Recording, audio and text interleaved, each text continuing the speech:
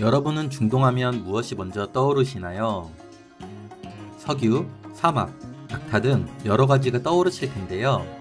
중동 오일머니의 상징 아부다비 랜선 여행으로 중동의 진짜 모습을 확인해 보는 건 어떨까요? 안녕하세요, 깡락입니다.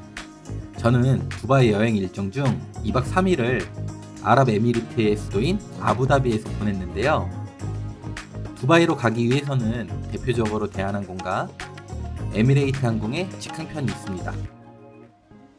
에미레이트 항공은 스카이워즈 제휴항공사 중 한 곳이기에 얼라이언스 마일리지 적립은 가능하지만 대한항공 마일리지로 에미레이트 항공의 좌석을 구매하거나 업그레이드하는 것이 불가능하였기에 저는 마일리지를 사용해 대한항공 프레스티지 좌석을 구매하였습니다. 비행기에서 10시간 넘게 앉아 있어야 하기에 마일리지가 있다면 아무래도 일반석보다 프레스티지 좌석이 좋겠죠. 만약 현금으로 좌석을 구매하는 것이라면 에미레이트 항공을 추천드립니다. 대한항공에서 운영 중인 두바이행 직항 비행편의 경우 프레스티지 좌석이 프레스티지 스위트가 아닌 슬리퍼 타입이기에 약간의 아쉬움이 있기 때문인데요. 일반석에 비하면 월등히 편안하고 좋았던 것은 사실이지만 에미레이트 항공의 비즈니스석과 비교하면 아쉬움이 생기는 것은 어쩔 수 없는 것 같네요. 하지만 승무원들의 서비스와 친절함, 그리고 기내식의 퀄리티가 좋아서 대접을 받는다는 기분은 제대로 느낄 수 있었습니다. 두바이 공항에 도착하면 부의 냄새를 강하게 맡으실 수 있는데요. 공항에 설치되어 있는 시계들도 전부 롤렉스 시계였네요. 두바이 공항에서 아부다비로 가기 위해서는 버스, 택시, 렌터카 총 3가지의 방법이 있는데 저는 택시를 이용해 약 1시간을 달려 아부다비로 이동했습니다. 참고로 아부다비는 아랍에미리트 토호국이자 수도인데요. 아부다비시, 알아인, 그리고 알가르비아의 3구역으로 나뉜다고 합니다. 아부다비는 아랍에미리트의 토호국 가운데 가장 영토가 넓어 전 국토의 85%가 아부다비의 영역이라고 하며 아랍에미리트 토호국 중에서 거의 유일한 산유국이라고 합니다. 1930년대 이전까지만 하더라도 진주 특산품 수출이 주 수입원이었으나 1930년대 석유의 발견에 힘입어 지금과 같은 경제 부국이 되었다고 하네요. 아부다비에서 2박을 책임져 줄 숙소로 소피텔 아부다비 코니시 호텔을 선택하였는데 룸 컨디션, 호텔 위치 등 10만원대의 가격 대비 굉장한 가성비로 만족도가 매우 높았으며 조식 포함하여 하나 약 25만원에 2박 2숙을 하였습니다. 소피텔 아부다비 코니시 호텔은 2012년에 오픈한 5성급 호텔로 아부다비의 모든 관광지를 택시로 이동하기에 접근성이 좋았습니다. 프랑스의 럭셔리 체인 호텔인 소피텔이 운영하고 있기에 서비스 또한 최고급 수준을 자랑하죠. 아부다비 코니시 호텔은 43계층의 슈페리어룸, 럭셔리룸, 프레스티지 스위트룸 등 총 280여 개의 객실을 보유하고 있는데요. 모든 객실은 페르시아만 오션뷰 또는 시티뷰 전망을 자랑합니다. 수영장, 스파, 사우나 등 다양한 편의시설 및 서비스를 제공하고 있으며 호텔 내에는 국내에서 매우 유명한 먹방 유튜버님이 다녀가 더 유명해진 한식당도 위치해 있습니다. 조식의 경우 로비층에 있는 식당에서 식사가 가능했는데요. 조식 메뉴 구성이 매우 다양했던 것은 아니지만 그렇다고 부족하지도 않은 적당한 수준이었습니다. 아부다비 여행하면 결코 빠질 수 없다는 금커피를 만나러 7성급 호텔인 에미리트 팰리스 호텔로 이동하였는데요. 아부다비 여행 필수 코스로 유명한 팰리스 호텔의 금커피는 호텔 로비층 안쪽에 있는 에피소데스 카페에서 판매를 하고 있습니다. 금커피의 정식 메뉴 이름은 에피소데스 골드 카푸치노인데요. 가격은 90디르함으로 커피 한 잔에 하나 3만원이 넘는 금액입니다. 맛은 우리가 흔히 알고 있는 커피 맛이랑 동일하였는데 커피 맛이 특별하다는 느낌은 없었지만 금가루가 뿌려진 커피를 마시고 있다 보면 마치 아랍 왕자가 된 듯한 흐뭇한 느낌은 얻어가실 수 있겠네요. 금커피를 마시지 않더라도 아부다비 여행을 계획 중이시라면 에미레이트 팰리스 호텔 구경은 추천드립니다. 에미레이트 팰리스 호텔은 예전 아랍에미리트 대통령이 궁궐로 이용하려고 지었으나 호텔로 개조한 것인데요. 그만큼 호텔의 규모와 로비의 화려함 또한 압도적이었습니다.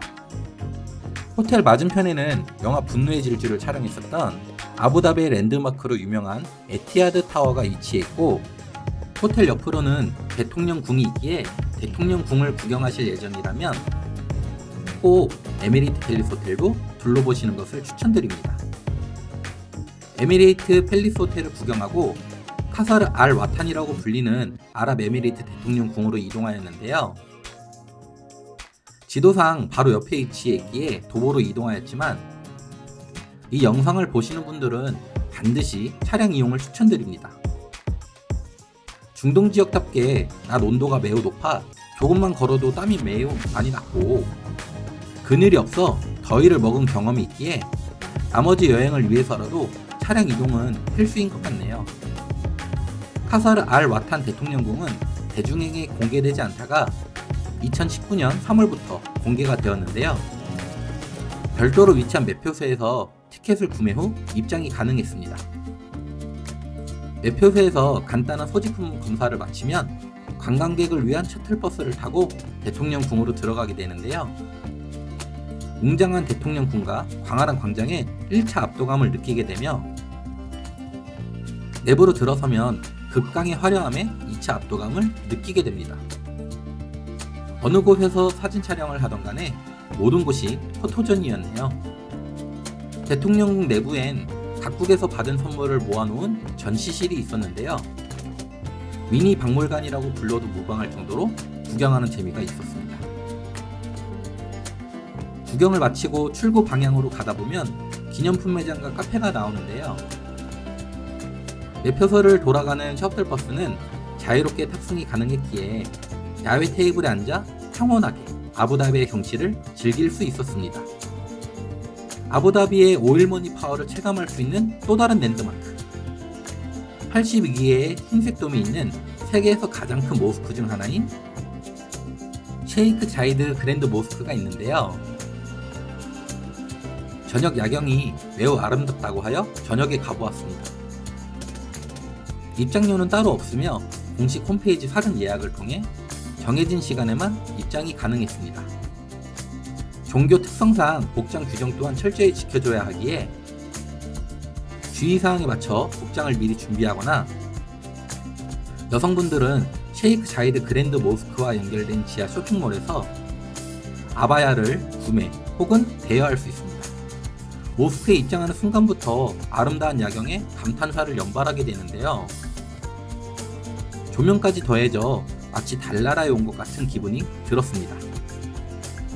모스크 내부로 들어서면 화려한 샹들리에와 거대한 카페트를 볼 수 있는데요.